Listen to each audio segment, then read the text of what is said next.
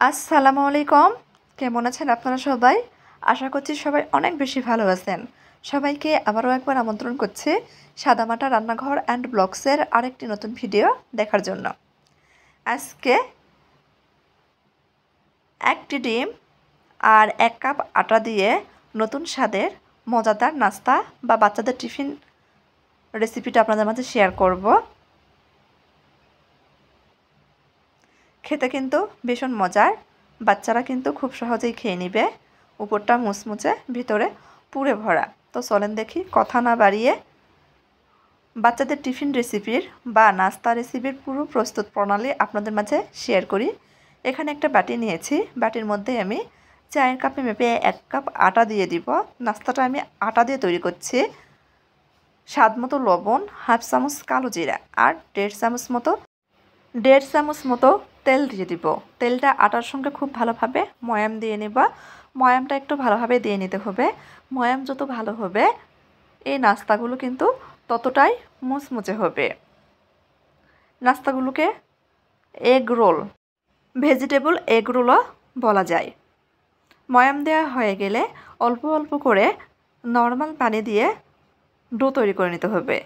আমি সব সময় যে কোনো রুটি পরোটা বা যে কোনো নাস্তা তৈরি করার ডোটা একটু শক্ত করেই তৈরি করে নিই। তারপর 5 মিনিট মতো মথে নিলে ডোটা নরম হয়ে যায়। সে ডো দিয়ে কিন্তু রুটি পরোটা বা নাস্তা যেটাই তৈরি করেন না কেন খুব সহজেই বেলে নেওয়া যায়। অল্প অল্প করে পানি দিয়ে শক্ত সাইজের ডো তৈরি করে নিয়েছি।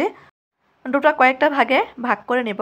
যে কয়টা রোল তৈরি করব, এখানে আমার 8টা রুটির বল তৈরি হয়ে গেছে, মানে 8টা রোল তৈরি হবে। ঢাকনা দিয়ে ঢেকে দিব। এই ফাঁকে ভিতরে পুর তৈরি করে নেব। চুলার উপর ফ্রাই প্যান বসে দিয়েছি। 1 চামচ মতো তেল দিয়ে দিব। তেলটা গরম হয়ে গেলে হাফ চামচ গোটা জিরা দিয়ে দিব ফোড়নের জন্য। এখানে বড় সাইজের একটা পেঁয়াজ কুচি আর 2টা কাঁচামরিচ কুচি দিয়ে দিব। কাঁচামরিচটা মিহি করে কুচি করে নিয়েছি।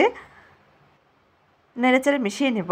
পেঁয়াজ মরিচ নরম হয়ে আসলে স্বাদ মতো লবণ, হলুদ, ভাজা জিরার গুঁড়া, চাট মশলা দিয়ে ভালোভাবে নেড়েচেড়ে মিশিয়ে নেব।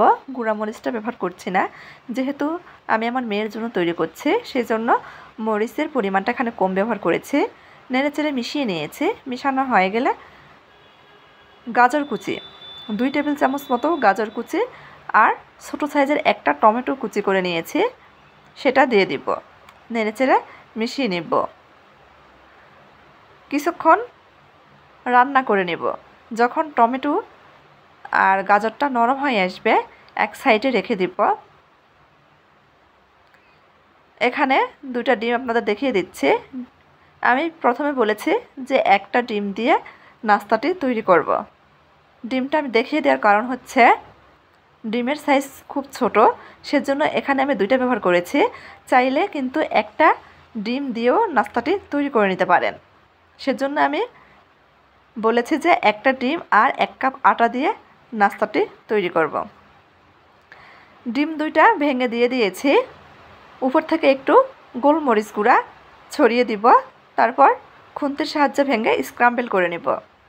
যখন স্ক্রাম্বল হয়ে যাবে সবজির সঙ্গে নেড়েচেড়ে মিশিয়ে নেব আর মিনিট খানেক জাল করে নেব বা রান্না করে নেব। মিনিট খানেক রান্না করে নিয়েছি। সবজি রান্না হয়ে গেছে, চুলা বন্ধ করে উঠিয়ে নিয়েছি।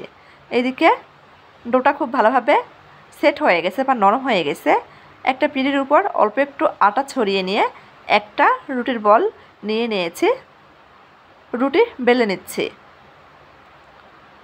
রুটিটা খুব বেশি পাতলা করব না, আবার মোটা করেও বেলবো না, মিডিয়াম পুরুত্বের বেলে নিব। বেলা হয়ে গেছে দেখেন। এখন রুটির চারপাশে একটু পানি লাগিয়ে নিচ্ছি, এতে করে রোলগুলো ভাঁজ করার পর খুলে আসবে না। পানি লাগানো হলে মাঝখানে তৈরি করে রাখা সেই পুরটা দিয়ে দিব। এক পাশ থেকে উঠিয়ে দিব, রোলের ভাঁজ দিয়ে নিব।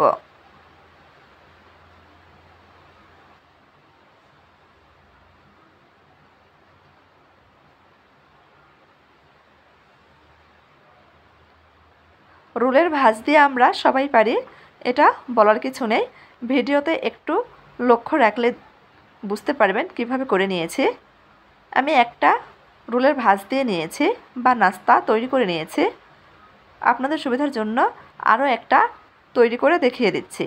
আবারও একটা রুটি বেলে নিয়েছি, চারপাশে পানি লাগিয়ে নিয়েছি, মাঝখানে তৈরি করে রাখা পুরটা দিয়ে দিব, এক পাশ থেকে উঠিয়ে নিচ্ছি, রোলের ভাঁজ দিয়ে নিচ্ছি। এভাবে সবগুলো রোল তৈরি করে নেব। সবগুলো টিফিন তৈরি করে নিয়েছি, এগুলো এখন ভেজে নেওয়ার পালা। চুলার উপর ফ্রাই প্যান বসে দিয়েছি, পরিমাণ মতো তেল দিয়েছি। এই নাস্তাগুলো বা টিফিনগুলো ভাজতে কিন্তু খুব বেশি তেলের প্রয়োজন নেই, সামান্য তেলেই ভেজে নিতে পারেন। আবার আপনারা চাইলে ডুবো তেলেও ভেজে নিতে পারেন, সেক্ষেত্রে নাস্তাগুলো কিন্তু আরও মুচমুচে হবে। আমি একেবারে সবগুলো নাস্তা দিয়ে দিয়েছি।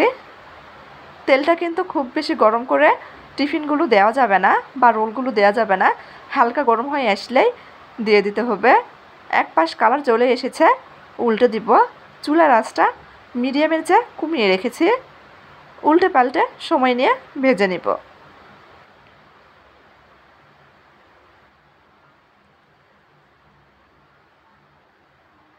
যেসব বাচ্চারা সবজি ডিম খেতে চায় না, তাদের এভাবে তৈরি করে দিয়ে দেখতে পারেন, তারা কিন্তু খুব সহজেই খেয়ে নেবে। চাইলে নাস্তাটি তৈরি করার সময়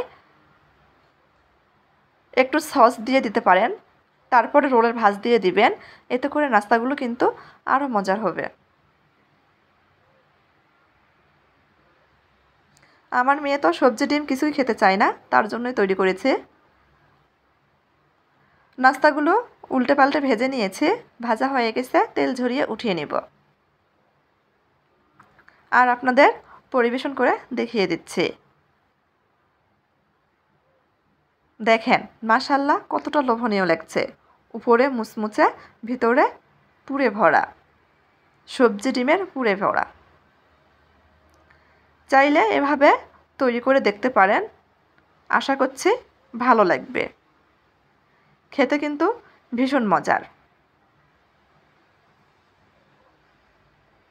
গরম গরম সস দিয়ে খেতে কিন্তু খুব ভালো লাগবে। আমি সবসময় আপনাদের মাঝে সহজ সহজ রেসিপি শেয়ার করি, ঘরোয়া উপকরণে রেসিপিগুলো তৈরি করার চেষ্টা করি। আমার এই ঘরোয়া উপকরণের সহজ রেসিপিগুলো যদি আপনাদের কাছে একটু ভালো লাগে, তাহলে সবাই দয়া করে চ্যানেলটিকে সাপোর্ট করে নিয়মিত চ্যানেলের পাশেই থাকবেন। আজকের মতো এই পর্যন্তই, সবাই ভালো থাকবেন। আল্লাহ হাফেজ।